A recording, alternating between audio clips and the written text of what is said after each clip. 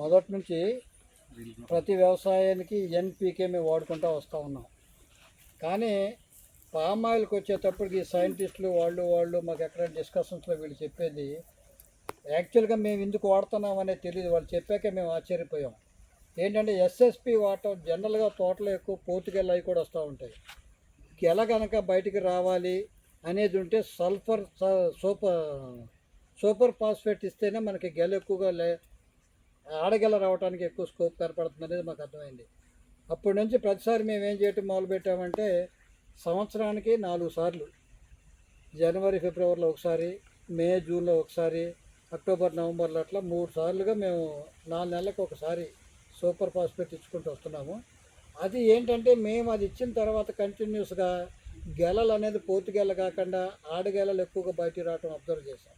So రైతాంగానికి కూడా నేను చెప్పేది ఏంటంటే సూపర్ ఫాస్ఫేట్ కంపల్సరీగా పామాయిల్కి వాడాల్సిన అవసరం ఉంది.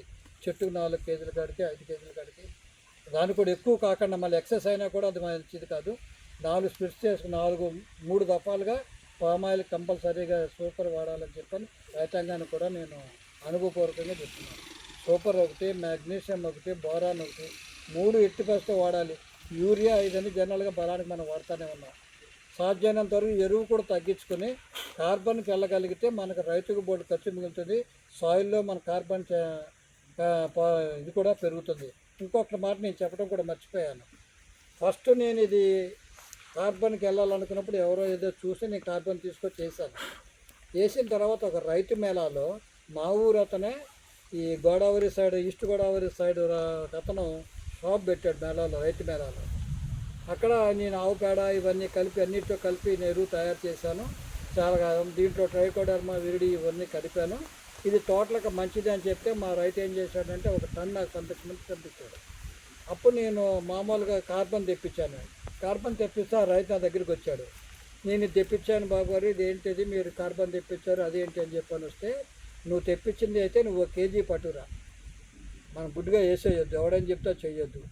అది కార్బన్ కూడా నేను నమ్మలేదు. ఎందుకంటే వాళ్ళు ఎవరో మార్కెట్ వాళ్ళు వచ్చారో చెప్పారు, నేను తెప్పించాను. ఇది 1 కేజీ తీసుకున్నాను. మా ఎరువు కూడా 1 కేజీ తీసుకొని 3 కేజీలు నేను టెస్ట్ చేయకి పంపించాను విజయవాడ. పంపిస్తే వాళ్ళు టెస్ట్ రూపంలో ఏమొచ్చిందంటే కార్బన్ అన్నిటికంటే బెస్ట్ అనేది వాళ్ళు టెస్ట్ రిపోర్ట్ ఇచ్చారు.